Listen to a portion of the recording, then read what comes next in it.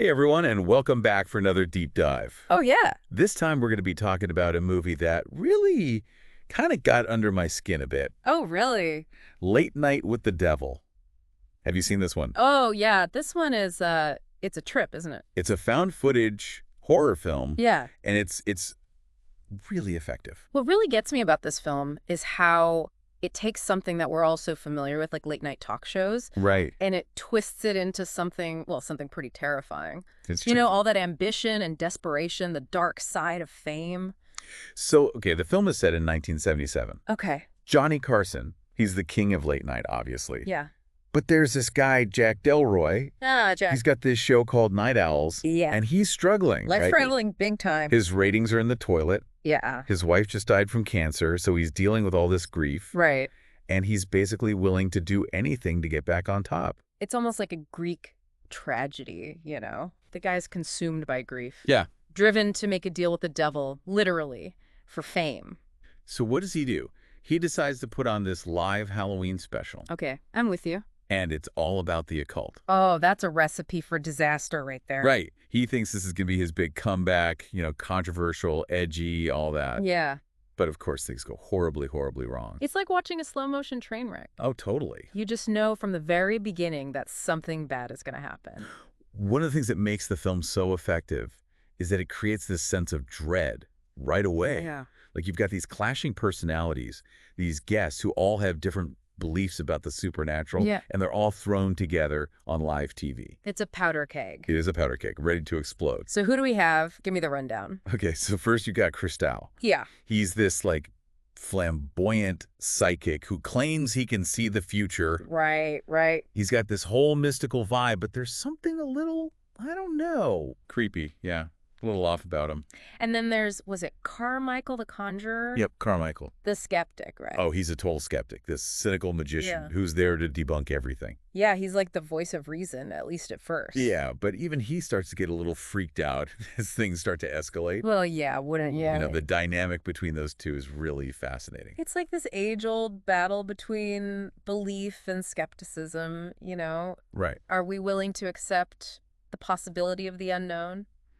Or do we just dismiss anything we can't explain with logic? And then you have June. Oh, June. She's a parapsychologist, Okay. and she brings along her research subject, Lily. Ah, Lily. Now, Lily is the sole survivor of a satanic cult massacre. Oh, wow. So she's clearly traumatized. Yeah, he is. And she's got this unsettling connection to this demonic entity called, wait for it, Mr. Wriggles. Mr. Wriggles. Yeah, Really? I know, right? Oh, It adds this whole other layer of creepiness. oh, for sure. You know what's really impressive is how the director, Colin Firth, builds this incredible sense of tension. Colin Firth directed this. Yeah, Colin Firth. Wow. Okay, I did not know that. Yeah, he's really good.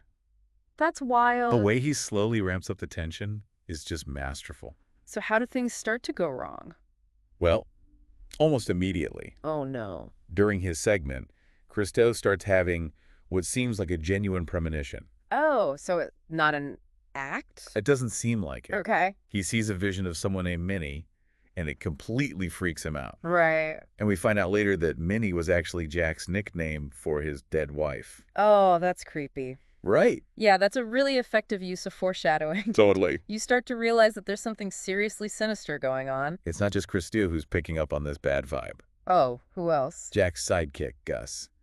He's visibly disturbed by everything that's happening. Right, right. And he tries to get Jack to shut the whole thing down. Oh, like he's sensing the danger. But Jack, he's too focused on the ratings, right? Exactly. He's so driven by this ambition, this manic need to prove himself. Classic tragic flaw. He's blind to the danger, to all the warning signs. And that brings us to June. Yes. Her decision to conjure Mr. Wriggles on live TV. Oh, man. What could possibly go wrong? I know, right? You can just feel the temperature drop in that studio when she suggests it. I'm getting chills just thinking about it. I mean, talk about a bad idea. Right. You have to wonder what June was thinking. I mean, was she really that confident in her abilities? Or was she just caught up in the moment like Jack? Yeah, maybe. Desperate to make a name for herself. It's hard to say. I think that's what makes this film so brilliant. Okay, how so? It keeps you guessing the whole time. Yeah. Is this real? Mm-hmm. Or is it all just some big hoax for the ratings? Like that whole hypnotism thing with Carmichael. Oh my God. He convinces everyone that he's being eaten by worms. It's so gross. So gross. Like visceral, right? I had to look away. But then when they rewind the tape. It's an illusion. Yeah, a trick. Like the film is playing with us, It really is. making us question everything we see. It's messing with our heads. It's like a commentary on the power of suggestion. Oh, yeah, for sure. How easily we can be manipulated, especially when it comes to the supernatural. Especially when we want to believe. But here's the thing. While Carmichael's trick is fake, Yeah. the stuff with Lily, her possession, Yeah. that's real. Oh, so they show that, They do. like, the tape isn't altered or anything? Nope.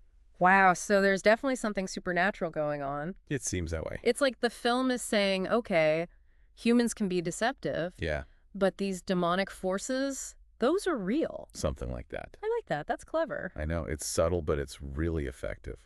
So what happens with Lily? Well, things get really intense, obviously. I bet. The atmosphere in the studio, it just gets so You claustrophobic. to feel it, right? Yeah, totally. Like the walls are closing in, It becomes this battle between skepticism and faith. and the fate of everyone is hanging in the balance. And then, well, all hell breaks loose. Oh, no. Here we go. Lily, she's fully possessed by Mr. Wriggles at this point. Oh, God, that's got to be terrifying. She just unleashes this wave of violence. On everyone. Everyone, yeah. So it's a bloodbath. It's a bloodbath. Wow. It's terrifying and heartbreaking. I bet. You see these characters that you've gotten to know, even Carmichael. Oh, no. They all meet these gruesome ends. That's intense. It all culminates with Jack being transported to this nightmarish dreamscape. A dreamscape, like he's literally dreaming. It's not clear, Oh. but he's reliving these key moments from his past. So this is where things get really psychological. Yeah, this is where we get a glimpse into Jack's psyche. Okay, tell me more. We see the trauma and the guilt that's been haunting him. Jolt about what?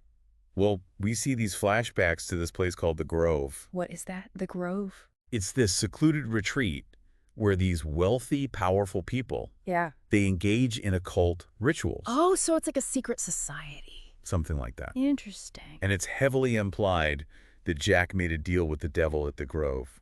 Ah, so this is where he made the deal. That's what they want you to think. Oh, okay. A deal that may have led to his wife's death. So like a Faustian bargain?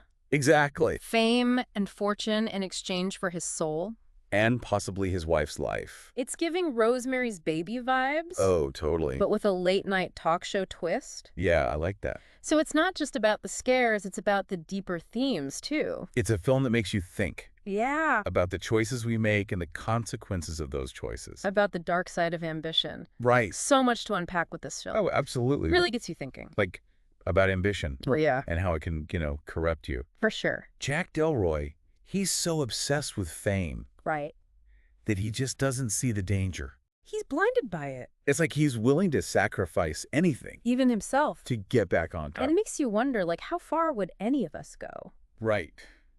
To achieve our dreams, It's a scary thought.